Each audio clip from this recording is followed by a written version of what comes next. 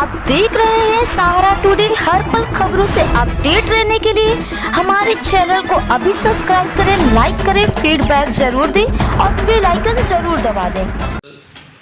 लोकतंत्र का चौथा स्तंभ कहा जाने वाला पत्रकारिता जगत जो बहुत ही ज़्यादा इम्पोर्टेंट है, जिससे लोकतंत्र चलता है, आज भारत के अंदर वो लोकतंत्र खतरे में आ गया है।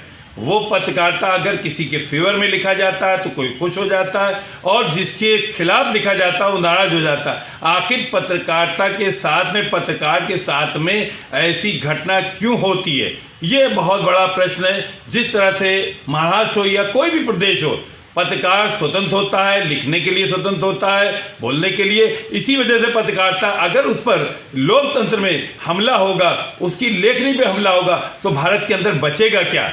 लोकतंत्र एक बहुत बड़ा स्तंभ है।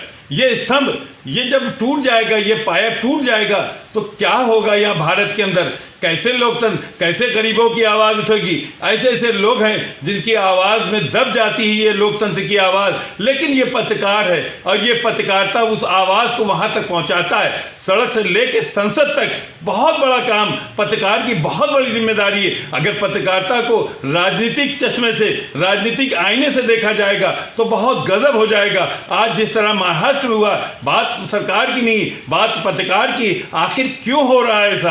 आखिर अगर कोई बात है, किसी तरह है, उसको हल किया जा सकता है। एक इस तरह से एक जो है अपने को वो बनाना, एक टारगेट और लक्ष्य बनाने के लिए, और उसमें कोई दूसरे ही लोग आके इस तरह की हरकत करते हैं, ये अपने बहुत बड़ी शर्म की बात है, जिसको लेके पूरे देश में रोष है। एक चैनल के साथ में जो दुर्व्यवहार हुआ है, जिस तरह की घटना हुई है, उससे पूरा देश लोकतंत्र स्तब्ध होकर रह गया।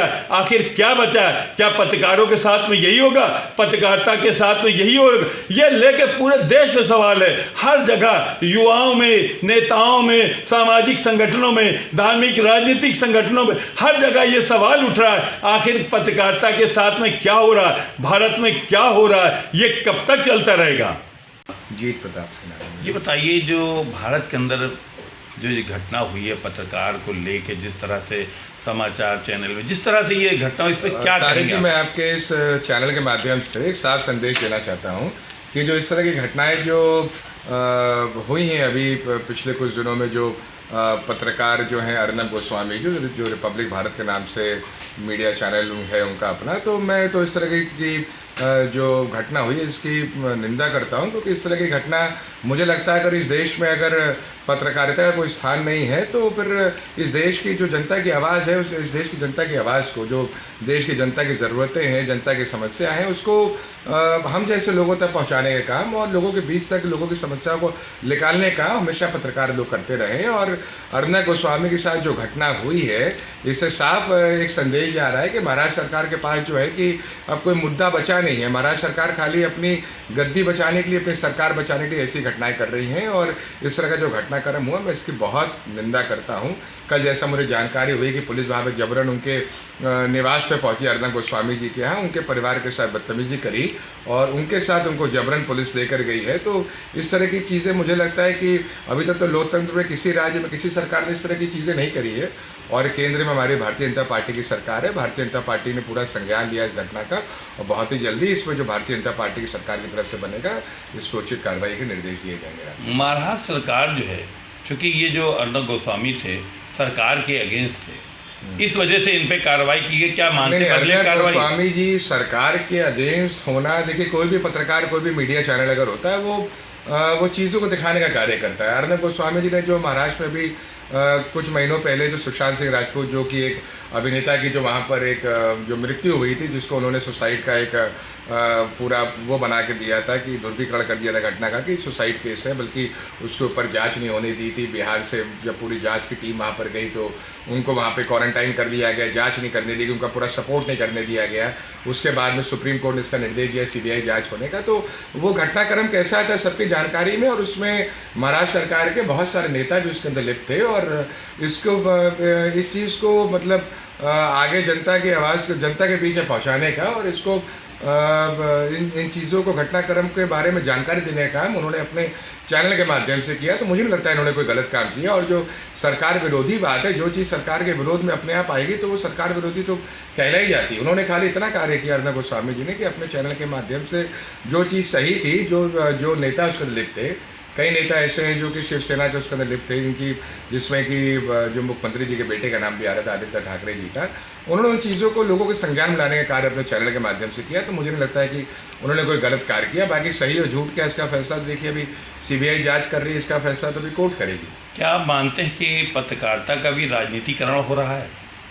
नहीं, देखिए राजनीतिकरण तो भाई साहब एक अलग चीज़ है। राजनीतिकरण तो आप किसी भी चीज़ से करोगे तो उसका लोग राजनीतिकरण कर लेते हैं।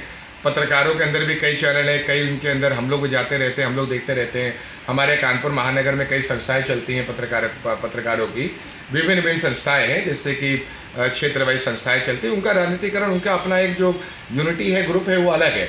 हमारे यहाँ जैसे कि हम लोग राजनीति में हैं तो भारतीय जनता पार्टी है, और विपक्ष में समाजवादी पार्टी की सरकार है, प्रदेश में केंद्र में कांग्रेस की सरकार है। तो राजनीतिकरण चीज़ों का करना एक अलग चीज़ हो गई। लेकिन हम लोग जो है भारतीय जनता पार्टी कार्यकर्ता होने नाते हम लोग हमेशा जो सही का साथ देते हैं। और जो अर्नब गोस्वामी के साथ जो घटना हुई है, इसके लिए महाराष्ट्र सरकार को बहुत जल्दी इस पर उचित कार्रवाई करी जाएगी और इसको इनका खामियाजा भुगतना पड़ेगा सर। क्योंकि महाराष्ट्र में आप सरकार से अलग हैं, इसलिए आप ज़्यादा आंदोलित हैं, और अन्य प्रदेशों में भी सरकारें हैं। महाराष्ट्र में हम लोग कभी सरकार से, आज जो महाराष्ट्र में जो सरकार बनी शिवसेना की, आपको शायद जानकारी होगी, जो वहाँ पे चुनाव हुआ था अभी विधानसभा चुनाव महाराष्ट्र में, तो वहाँ पे शिवसेना भारतीय जनता पार्टी ने मिलीजुली गठबंधन में चुनाव लड़ा था।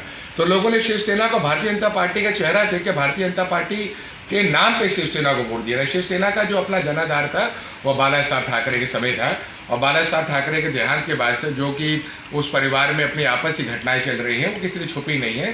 तो शिवसेना का कोई अपना जनाधार वहाँ पे नहीं रहा। जनाधार पहले था, आज को जनाधार होगा, लेकिन उससे बड़ा जनाधार अब वहाँ हमारे आदरणीय प्रधानमंत्री नरेंद्र मोदी जी के नेतृत्व में महाराष्ट्र की जनता के लिए जो विकास कार्य हुआ है, उससे बड़ा जनाधार हमारा भारतीय जनता पार्टी का है। और वो जनाधार के माध्यम से ही शिवसेना की सीटें वहाँ पर आएगी।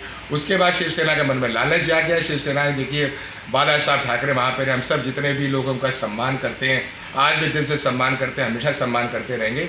उन्होंने कभी भी जो है लालच के लिए कभी कोई कार्य नहीं किया। उन्होंने कभी कोई मंत्री पद नहीं स्वीकारा, कभी उन्होंने कोई मुख्यमंत्री के लिए कभी नहीं रहे। वो तो सदैव हमेशा जनता के हित की लड़ाई लड़ते रहे, जनता के विकास के लिए कार्य किया।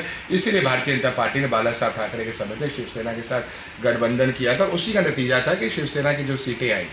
उसके बाद देखिए आप जो लालच की बात कर रहे हैं, वहाँ पे शिवसेना ने तो लालच के नाते मुख्यमंत्री पद के लिए उन्होंने तो जो सबसे बड़ा जो हिंदुत्व का दल कहलाता था शिवसेना, हिंदुत्व के नाम पे भारतीय जनता पार्टी ने शिवसेना से गठबंधन किया था, और उन्होंने तो उसी को ताक पर रख दिया। हिंदुत्व की भाषा पूरी भूल गए, तो जाके कांग्रेस से मिल गए, एनसीपी से मिल के उन्होंने गठबंधन करके लालच में मुख्यमंत्री बनने के लिए, प्रदेश को तितर बितर करने के लिए, जो प्रदेश में जो विकास की जो एक रफ्तार चल रही थी, विकास की गति देवेंद्र फडणवीस जी के समेत मुख्यमंत्री कार्यकाल में जो महाराष्ट्र में जो इंफ्रास्ट्रक्चर डेवलपमेंट हुआ, जो महाराष्ट्र में विकास की योजनाएं आई, उस पर लगाम लगाने का काम करने के लिए और स्वयं का उद्धार करने के लिए, पार्टी का स्वयं का व्यक्तिगत उद्धार करने के लिए इन्होंने एनसीपी और कांग्रेस साथ मिलकर गठबंधन करके सरकार बनाई। और जैसा आप सब जानते हैं, जहाँ पर ज़्यादा चीज़ें कॉम्प्लिकेटेड होती हैं, वहाँ पे हमेशा चीज़ें बहुत जल्द, जब बहुत समय स्टेबिलिटी नहीं रहती, बहुत समय स्थिरता नहीं रहती है। वो अस्थिरता इस सरकार में आ गई है, और अस्थिरता का बहुत बड़ा प्रमाण ये जो अर्नब गोस्वामी के साथ जो घटना हुई है, इसको आप सब सदैव देख रहे हैं। एक शुरुआत हुई है, इन्होंने इसके पहले जो एक वहाँ की अभिनेता है जो बाहर से, हिमाचल से, कंगना रनावत जी, उनके साथ उनके दफ्तर को गिराने का काम किया, उनके साथ जो बदतमीजी करी गई, उनको जो बोला गया कि आपको महाराष्ट्र में हम नहीं आने देंगे, उसके बाद जिस तरीके से उनको सुरक्षा मुहैया कराई हमारी सरकार ने, तो ये एक साफ संदेश है। जो महाराष्ट्र है वो सबका है, खाली मराठियों का महाराष्ट्र नहीं है। मराठी वहाँ पर हैं, मराठी वहाँ की एक मराठा वहाँ की भाषा है, मराठी वहाँ पे सदैव रहते हैं, तो उनका सम्मान है। लेकिन देखिए जो हमारे यहाँ जो पूरा भारत है, तो भारत पूरा हिंदुत्व का देश है। एक यहाँ पर लोकतंत्र की आवाज़ नहीं दबनी चाहिए। सब जगह सबको रहने का बराबर का अधिकार है। बराबर कहा कि अगर हम उत्तर प्रदेश वाले भी जाते हैं, बिहार वाले भी जाते हैं, हिमाचल वाले भी जाते हैं, पंजाब वाले भी जाते हैं, दिल्ली वाले भी जाते हैं। तो महाराष्ट्र की सरकार, महाराष्ट्र के लोग ये बात भी जान लें कि बिना उत्तर प्रदेश के, बिना बाहरी लोगों के वहाँ पे महाराष्ट्र में कोई रेवेन्यू का कोई सोर्स नहीं है। सबसे ज़्यादा काम करने वाले कोई लोग अगर महाराष्ट्र के अंदर है तो उत्तर प्रदेश के लोग हैं, बिहार के मजदूर हैं। वहाँ पर देखिए अभी से सोनू सूद जी की मैं तो सराहना करूँगा, उन्होंने लॉकडाउन के समय जो वहाँ के बिहार के और उत्तर प्रदेश के मजदूरों को अपने पास से बस का व्यवस्था करके बाहर भेजने का कार्य किया। मैं सदैव उनकी इस चीज़ की प्रशंसा करूँगा, हमेशा प्रशंसा करता रहूँगा। लेकिन जो है महाराष्ट्र सरकार ने जो अर्नब गोस्वामी के साथ जो है गंदी, घिनौनी और ऐसी हरकत करी, इसका खामियाजा बहुत जल्दी भुगतना पड़ेगा। इनकी जो कुर्सी थी पहले भी खतरे में थी, अब तो पूरी खतरे पड़ गई है। सरकार जाने का साफ साफ संदेश है ये, और जो ये घटना हुई है इनका बहुत बड़ा इनको खामियाजा भुगतना पड़ेगा। आप उत्तर प्रदेश के निवासी हैं, उत्तर प्रदेश में भी पत्रकारों को लेके कई घटनाएं हुई, इतना उग्र नहीं हुए, महाराष्ट्र में क्यों उग्र हो रहे हैं? नहीं, देखिए महाराष्ट्र वाली जो घटना, देखिए ऐसी बात नहीं है। जो हम लोग जो राजनीति में हैं, भारतीय जनता पार्टी के कार्यकर्ता हैं निष्ठावान, तो कहीं कोई किसी भी पत्रकार मित्र के साथ कभी कोई ऐसी अगर घटना घटती है जिसमें कि हम लोग को लगता है गलत हो रहा है, तो हम लोग सदैव उसके लिए आगे बढ़ के आते हैं, आगे बढ़ के उनका साथ देते हैं, आगे बढ़ के उनका पक्ष रखते हैं हमेशा सरकार के सामने। और जो आप कह रहे हैं अर्नब गोस्वामी वाली घटना, अर्नब गोस्वामी घटना तो एक ऐसी घटना है जो कि पूरा देश नहीं, समूचा विश्व उस घटना को देख रहा है। तो जो महाराष्ट्र सरकार की जो छीछा निधन हुई है, जो महाराष्ट्र सरकार का जो एक असली चेहरा, असली रूप देखने को जो मिला है, वो उनके लिए बहुत ही ज़्यादा अभी खतरनाक होने वाला है। वो उनके लिए बहुत जल्दी उनकी सरकार हिलने वाली है, उनकी सरकार जाने वाली। हम सब अर्नब गोस्वामी के साथ हैं। प्रत्येक एक भारतीय जनता पार्टी का सच्चा कार्यकर्ता और जो भी एक सच्चा नागरिक है इस हिंदुस्तान के अंदर, वो देख रहा है सच्चाई क्या है, और हम सब अर्नब गोस्वामी से कंधा मिला के बराबर खड़े हैं। मुझे ये लगता है कि जिस तरह से महाराष्ट्र के अंदर घटना हुई, उसके बाद उसका मौके का फ़ायदा बहुत उठा रहे हैं। आप ये सोच रहे हैं कि इसी बहाने हम चर्चा कर लें। आपने अभी बात कही राजनीतिकरण वाली, ऐसे तो इसके पहले भी लोग कह रहे थे।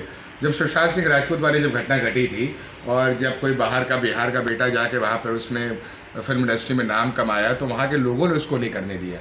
वहाँ के लोगों ने उसको बहुत सारी एक तरीके से उसका हैरेसमेंट किया। वहाँ के लोगों ने उस पर दबाव बनाया कि तुम यहाँ पर बाहर के हो, यहाँ पे काम नहीं कर पाओगे। और जब उसके साथ ऐसी घटना घटी तो अर्नब गोस्वामी जी ने अपने चैनल के माध्यम से लोगों तक सच्चाई पहुंचाने का कार्य किया। और जो आप कह रहे हैं कि हम लोग राजनीतिकरण नहीं कर रहे, भारतीय जनता पार्टी ने इसको मुद्दा नहीं बनाया। अगर आप देखें तो बिहार में हम इसको मुद्दा बना सकते हैं। भारतीय जनता पार्टी ने हमेशा विकास के मुद्दे पे और एक हमेशा सुशासन वाले मुद्दे पे चुनाव लड़ा है, और बिहार में हमने इसको कहीं से राजनीतिकरण इस चीज़ का नहीं किया। ये जीत प्रताप सिंह जी थे, ये अपनी भावनाओं को किस तरह जीत प्रताप जी व्यक्त कर रहे थे कि क्या है ये लोकतंत्र के अंदर पत्रकारिता और पत्रकारों के साथ अगर इसी तरह होगा तो देश कहाँ चला जाएगा, क्या होगा, कोई आवाज़ उठाने वाला नहीं होगा। इन्होंने जिस तरह से समर्थन किया, इन्होंने किसी एक पर्टिकुलर आदमी का नहीं, पत्रकारिता का समर्थन किया, क्योंकि ये लेखनी है, इसमें पॉजिटिव भी होता है, नेगेटिव भी होता है, दोनों तरह, दोनों पक्ष होते हैं। अगर हमारे पक्ष में है तो हम उसके फेवर में, विपक्ष में है तो ये नहीं, बल्कि पत्रकारिता का काम है स्वतंत्र रूप से अपने को कार्य करना। और इनका कहना है कि पत्रकारिता स्वतंत्र रहनी चाहिए, इस पर कोई आँच नहीं आनी चाहिए। इसी को लेकर इन्होंने अपनी भावनाओं को व्यक्त किया। आप देख रहे हैं सहारा टुडे, हर पल खबरों से अपडेट रहने के लिए